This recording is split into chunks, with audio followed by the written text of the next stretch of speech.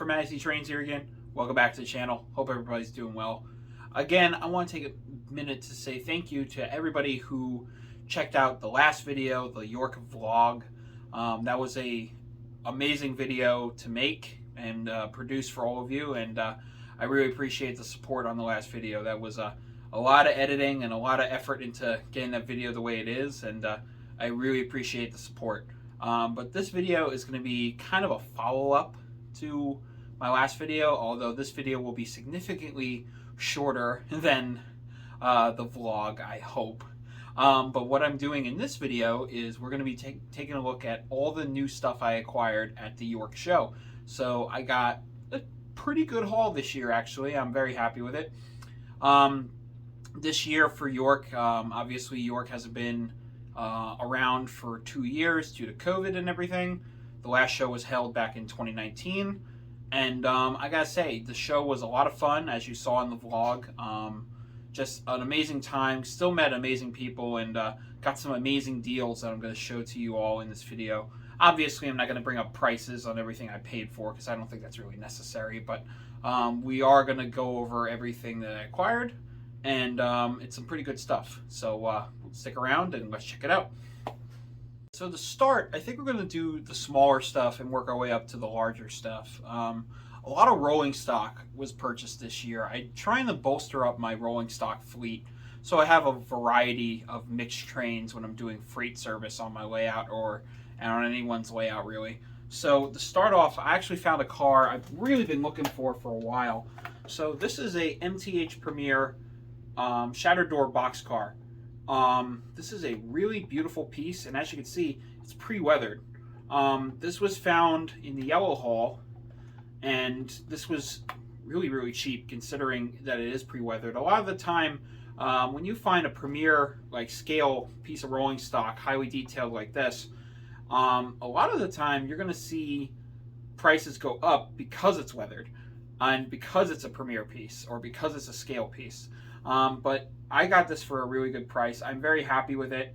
It actually, if you look at it, it has an interior. It's got like a junk interior, so you can see, if I can get it in camera, it's very hard to see, but there's wood planks and crates and barrels and things in here, and just really unique. And this is a great piece if I want to operate it, obviously, or put it in the siding here in the yard and have the doors open so people who visit my layout can see the interior on this. So this is a great piece nonetheless. Very happy with that. Okay, so sticking into the yellow haul, I found another piece, and this one I'm actually even more excited about. This is a piece I've been searching for quite a few years now. It's a very notorious piece of rolling stock from MTH, and that is the Pennsylvania Railroad N6B caboose. And again, pre-weathered. This one's obviously a lot different, but this is just such an awesome steam era Pennsylvania Railroad caboose. It's wood-sided. It's just a very unique piece. It's very different than a traditional Pennsylvania Railroad caboose. And this will go great with almost any piece of steam that you're running, or just any like steam freight or like steam era, like 1920s, 30s, maybe even a little bit of the 40s, you would have seen this caboose. So this is an all-around great caboose. And as you can see, this one's again pre-weathered. So you can see it's got like dust or dirt buildup that got caught up on the front of the on the sides of the car here. The coolest detail on this is actually, as you can see, if I can get it on camera, you can see the roof got like sun-kissed, so, or sun-baked, I should say. So there's a lot of cracks and wear and tear and heavy fading on the top, which is really cool. And actually, a lot of cabooses would look like this in real life. It's also got a lit interior. It's got lit markers on the back. Just a really solid piece. This is just such a unique, awesome piece. I'm very happy to finally have in my collection.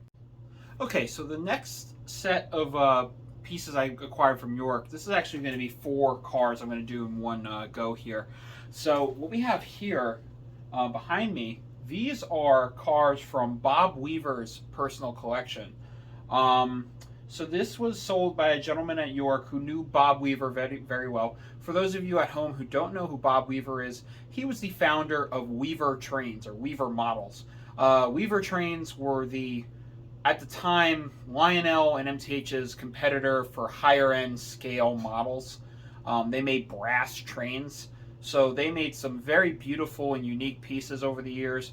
Later, towards the end of their life, they were starting to get Rail Sounds 5 or TMCC, like right before like the transition where Lionel was starting to get Legacy, and they were still using some Rail Sounds 5 features. Weaver was using their electronics in their models. But unfortunately, a couple of years ago, I think 2012 or 13, Weaver finally fully went out. So Bob Weaver has been selling a lot of his personal collection over the last couple of years. And these are some from his collection here, which is actually really cool. Pretty nice to have a piece of history from him. Although some of them are generic, some of them are not. But I'll show you one out of the. Actually, no, I might as well show you all of them. So we got 4 pieces of rolling stock here that I think look really cool.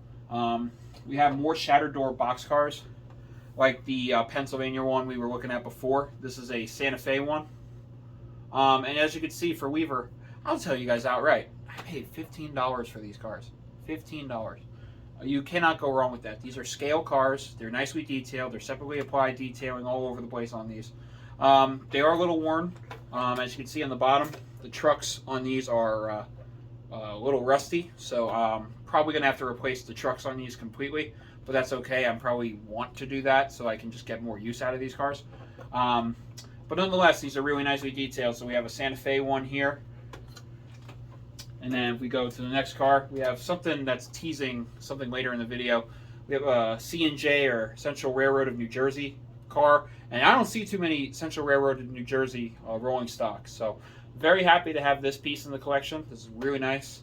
Again, just a really solid car. Then we go to a box car I picked up. And this is a really unique car. As you can see, this is a Mopar parts. So obviously, for people out there, I'm also a car guy, or I really do appreciate automobile history and stuff like that. And Mopar obviously is Dodge or Chrysler. And this is just something I've never seen before in the hobby. And this box car is just really unique. It's gray, and the graphics on it is really cool. You can see the Mopar parts logo here. This looks really sharp and really different. I love it. I think it's really unique. Something you don't see too often. And then this last car, as you guys know, I've been on a kick for covered hoppers lately. So I got another one. This is a Baker's Chocolate one. And it's really cool. The bottom chassis is like this grayish blue to match the graphics on the side here. And just another eye-catching piece. I love these, like my reefer cars, or like my, the reefer cars. These are nice billboards, billboard reefer cars. Sorry, the billboard reefers just look really cool and unique. And obviously, it's same thing applies to these covered hoppers. These are just really great cars and really nicely detailed. But yeah, if you can find some Weaver cars out there, this is a great bang for your buck. Do I have to explain myself? These are, as you guys know, I love coal cars. And I'm very happy to say I have a healthy addiction for the K-Line ones. So I got another set of 4 that I'm very happy to say I can have now a 5-car train. These are phenomenal cars. I think you guys have seen it in my mystery bag opening I did a couple months ago, where I got one of these cars, and I've been trying to track down more of them for such a long time. But I'm finally able to say I have another set. I found a 4-pack for a really nice deal. And these are just great. You know, if you guys haven't seen them before, here's a nice close-up of them. The real co-load. These are all die-cast. There's absolutely gorgeous detail on them. These are phenomenal cars. I don't really have to go too crazy on them. Just know they look really good behind my B6, or they will look good behind any Pennsylvania engine or any freight train you're building. So these are phenomenal cars. I absolutely love them. Happy to have some more. Might even get one or two more to go. Although I will say, don't go too crazy on these, because, you know, these cars are very heavy, and if you got grades on your way out, chances are you might get some wheel slip because of these. I mean, 4 cars, a little engine like my B6 can pull them no problem, but there are occurrences. I have seen people have more than 5 or 7 or 8 of these, and their engines struggle. So buy at your own risk. They are gorgeous, but make sure your way out's flat. But that being said, let's move on to the final one. So this last item that I'm going to show you guys today is something I have been hunting down, I would say, for a good 3-4 years for the right price, and I just couldn't find one for the right price. Lionel re-released these about two years ago or so. So this here, big fella, well, not big fella, quite a small guy actually. Here it is. This is a K-Line 466T, or better known as a tank engine or a suburban tank. These are absolutely gorgeous models. These are some of one of the nicest engines I think K-Line ever produced. It has fan-driven smoke, TMCC, Rail Sounds 5. It has green markers. It has a lit number board. It has rear markers. It has a lit backup light, as well as markers, number boards on the back of the backup light as well. As you can see, this is just a really beautiful piece. And I gotta tell you, the funny thing about this engine is, at York this year, this was probably the most common or the most sought after engine at the entire show. There were so many dealers at this show this year selling this piece. You had at least 4, I counted, there was at least 3 or 4 different sellers selling this locomotive.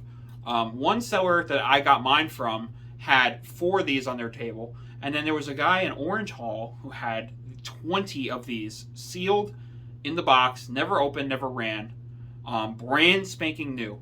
But it's just, this is a very sought after engine. It's one of the most unique oddball engines that I think was ever put in O-Scale. I'm very happy to finally have one. You guys are going to definitely see a review on this engine because it's just such a unique, weird engine that I just absolutely love. It's a baby Hudson just cut in half. But that being said, this is an amazing engine. I am very, very happy to finally have one of these, and that's the beauty of York. You never know what you're going to find, and a lot of the time, you might find something you've been looking for a long time, and the price will always be right. But yeah, that being said, this is an awesome engine. Can't wait to run this. I got some passenger cars on the way that are going to go with this engine. But that being said, that's going to conclude this year's York haul video. As always, make sure to like, comment, and subscribe. Thanks again for tuning into the York vlog that was posted a couple of days ago. I'm really happy you guys all like that. And yeah, just stick around. I have a lot more awesome content coming up. Definitely going to be seeing a lot of this stuff that you've seen in today's video get put into a lot of my other videos in the background or just on trains. So stay safe, be well, and I'll see you guys in the next one.